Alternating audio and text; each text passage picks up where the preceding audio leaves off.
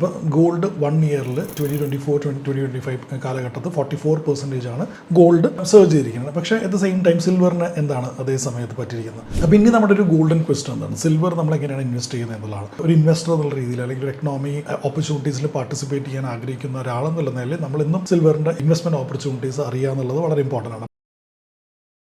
എല്ലാവർക്കും മറ്റൊരു ഇൻഫോർമേറ്റീവ് വീഡിയോയ്ക്ക് വീണ്ടും സ്വാഗതം. സിൽവർ ഓൾ ടൈം ഹൈ പ്രൈസിലേക്ക് എത്തിയിരിക്കുകയാണ്. ശരിക്കും സിൽവറിൻ്റെ ഫ്യൂച്ചർ എന്തായിരിക്കും? എന്തുകൊണ്ടാണ് സിൽവർ ഇത്രയും ഭയങ്കര സ്പീഡിൽ ഇങ്ങനെ കയറിയത്? അതിൻ്റെ ടെക്നിക്കൽസ് മനസ്സിലാക്കാം, ഗോൾഡായിട്ടൊന്ന് കമ്പയർ ചെയ്യാം, അതുപോലെ തന്നെ സിൽവറിൽ ഇൻവെസ്റ്റ് ചെയ്യാനുള്ള ഓപ്ഷൻസ് എന്തൊക്കെയാണ് നമുക്ക് മനസ്സിലാക്കാം. എൻ്റെ പേര് തോമസ് ആണ്. കൂടുതലും സ്റ്റോക്ക് മാർക്കറ്റ് ബേസ്ഡ് ആയിട്ടുള്ള കാര്യങ്ങളാണ് ഞാൻ ഈ ചാനലിൽ സംസാരിക്കുന്നത്. ഇൻവെസ്റ്റിംഗ് ബേസ്ഡ് ആയിട്ടുള്ള കാര്യങ്ങളാണ്, ഫൈനാൻഷ്യൽ കാര്യങ്ങളാണ്.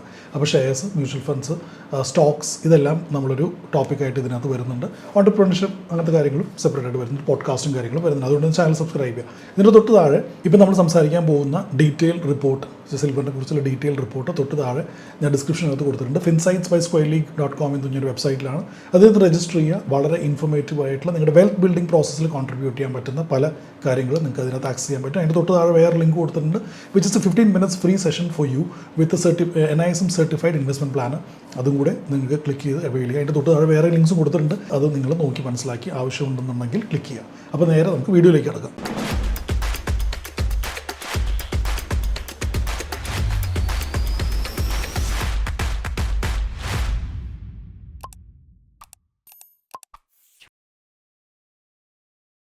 നിങ്ങൾ സിൽവറിൽ ഇൻവെസ്റ്റ് ചെയ്ത ഒരാളാണോ ആണെങ്കിൽ കമൻറ്റ് ബോക്സിൽ കമൻറ്റ് ചെയ്യുക. ഓർണമെൻറ്റിലാണോ ഇൻവെസ്റ്റ് ചെയ്തിരിക്കുന്നത്, അല്ലെങ്കിൽ ETF വഴിയാണ് ഇൻവെസ്റ്റ് ചെയ്തിരുന്നെങ്കിൽ അതും കൂടി കമൻറ്റ് ബോക്സിൽ കമൻറ്റ് ചെയ്യുക. എന്നത്തെ പോലെയും സ്ക്രീൻ ഷെയർ ചെയ്തിട്ടാണ് നമ്മൾ ഈ വീഡിയോയും ചെയ്യാൻ പോകുന്നത്. ഇപ്പോൾ നമ്മൾ സിസ്റ്റത്തിൽ കാണുന്നത് സിൽവറിൻ്റെ നല്ലൊരു ബുൾ റണ്ണിൻ്റെ ഒരു സ്റ്റാർട്ടാണ്. ശരിക്കും പറഞ്ഞാൽ ഇതിനകത്ത് നോക്കുകയാണെങ്കിൽ ഹയർ അപ്പ് ലോവർ ബോട്ടം എടുത്തുകൊണ്ട് ഇങ്ങനെ പോവുകയാണ് സിൽവർ. ഒരു ചാനൽ വളരെ ക്ലിയർ ആയിട്ട് ഫോം ചെയ്തിട്ടുണ്ട്. And the channel is clearly looking like it is going to touch 37,200 levels touch ചെയ്യാൻ പാകത്തിനാണ് ഇപ്പോൾ ഈ ചാനൽ ഇരിക്കുന്നത്.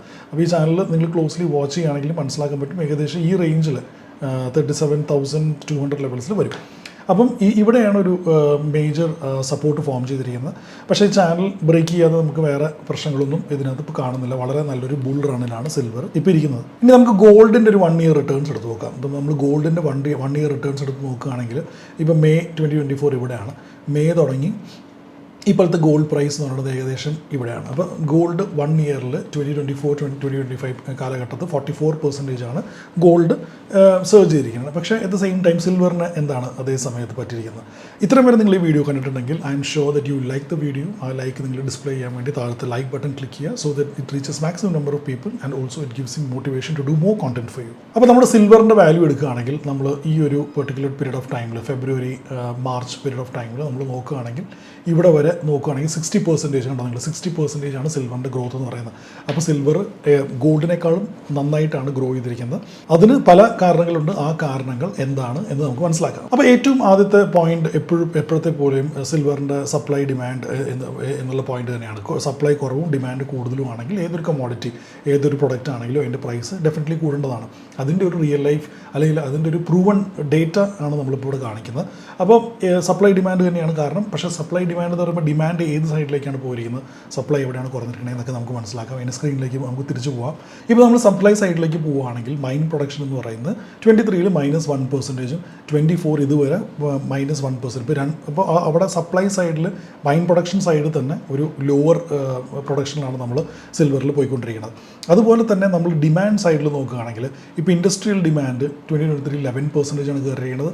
ഇപ്പോൾ 2024 ഇതുവരെ 24-25 ആണ് ഉദ്ദേശിക്കുന്നത്. 24-25 9% ആണ് കയറിയിരിക്കുന്നത്. ഇലക്ട്രോണിക്സ് 9% കയറിയിട്ടുണ്ട്. അപ്പോൾ ഈ ഒരു പോയിന്റ് സോളാറിൻ്റെ പാനൽ മാനുഫാക്ചറിംഗ് ആണ് ഉദ്ദേശിക്കുന്നത്. അപ്പോൾ ഈ ഒരു ഫോട്ടോ വോൾട്ടാക്സ് പോയിന്റിൽ നമ്മൾ നോക്കുകയാണെങ്കിൽ 64% ആണ് 2023 സർജ് ചെയ്തിരിക്കുന്നത്. അതുപോലെ തന്നെ 2024 20% ആണ് സർജ് ചെയ്യുന്നത്. ഇത്രയും ഭയങ്കരമായിട്ട് ഈ ഒരു സ്പേസിൽ, ഇൻഡസ്ട്രിയൽ സ്പേസിലും സോളാറിൻ്റെ സ്പേസിലും ഇലക്ട്രിക്കൽ ആൻഡ് ഇലക്ട്രോണിക് കൺസംഷൻ സ്പേസിലും വളരെ എബവ് 10% ക്ലോക്ക് ചെയ്തിട്ടുണ്ട്. അതിൽ പ്രത്യേകിച്ച് സോളാറിൻ്റെ പാനൽ മാനുഫാക്ചറിംഗിൽ നോക്കുകയാണെങ്കിൽ 2023 64%, 2024 20% സർജ് ചെയ്തിരിക്കുന്നത്. ഇത് ആസ് എഗെയിൻസ്റ്റ് നമ്മുടെ ഈ മാനുഫാക്ചറിങ് എന്ന് പറയുന്നത് ഭയങ്കരമായൊരു ഡിഫറൻസ് വരുന്നുണ്ട്.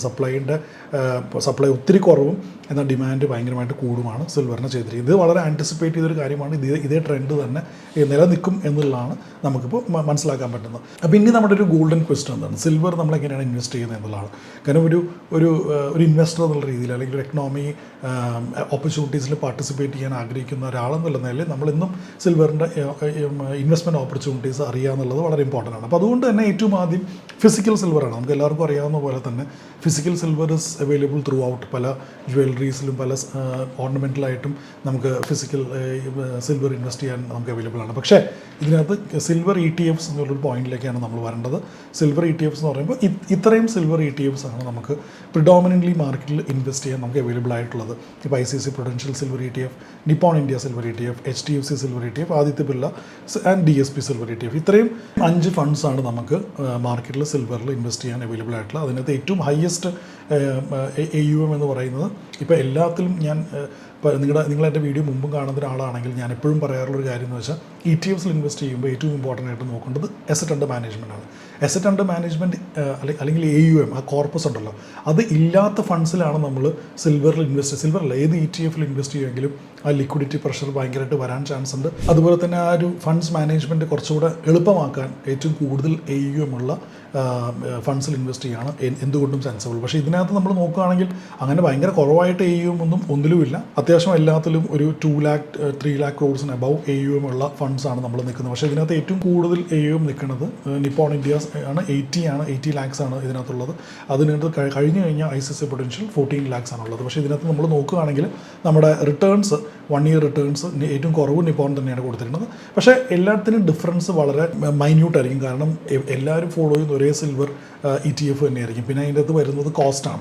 എത്ര കോസ്റ്റാണ് നമ്മൾ ഇൻകർ ചെയ്യുന്നത് എന്നുള്ള പോയിൻ്റാണ് നമ്മൾ അതിനകത്ത് വരുന്നത്. ഇതിനകത്ത് ഒന്നുകൂടെ നോക്കുകയാണെങ്കിൽ നമ്മുടെ ജനറൽ റെക്കമെൻഡേഷൻസ് ഫുൾ കൊടുത്തിട്ടുണ്ട്. ഞാൻ പറഞ്ഞല്ലോ, താഴെ ആ ലിങ്ക് ഉണ്ടാവും. ആ ലിങ്ക് ക്ലിക്ക് ചെയ്ത് കഴിഞ്ഞാൽ ഈ ഫുൾ സാധനം നിങ്ങൾക്ക് ആക്സസ് ചെയ്യാം. അപ്പോൾ ഇങ്ങനെയാണ് നമ്മൾ സിൽവറിൽ ഇൻവെസ്റ്റ് ചെയ്യാനുള്ള ഓപ്ഷൻസ് എന്ന് പറയുന്നത്. ഇതാണ് സിൽവറിൻ്റെ കറണ്ട് ട്രെൻഡ് എന്ന് പറയുന്നത്. അപ്പോൾ ട്രെൻഡ് തിരിച്ചു പോയി കഴിഞ്ഞാൽ നമുക്ക് മനസ്സിലാക്കാൻ പറ്റും സിൽവർ ഓൾമോസ്റ്റ് 60% റിട്ടേൺസ് കൊടുത്തിരിക്കുകയാണ്. ബുൾ റണ്ണിലാണ് സിൽവർ എൻ്റർ ചെയ്തിരിക്കുന്നത്.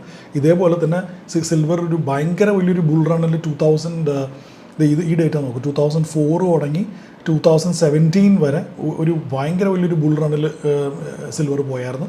അതേപോലത്തെ ഒരു സിമിലർ ബുൾ റൺ സിൽവറിൽ വരാൻ ചാൻസ് ഉണ്ടെങ്കിൽ ആ ഓപ്പർച്യൂണിറ്റി മിസ് ചെയ്യരുത്. അതുകൊണ്ടാണ് ഈ വീഡിയോ ചെയ്തിരിക്കുന്നത്. അപ്പോൾ thank you so much for watching this video. I am sure you will like it. Share with all your friends and family. So thank you so much. Unless I see you with another video next time, Thomas Verghese signing off. Bye bye.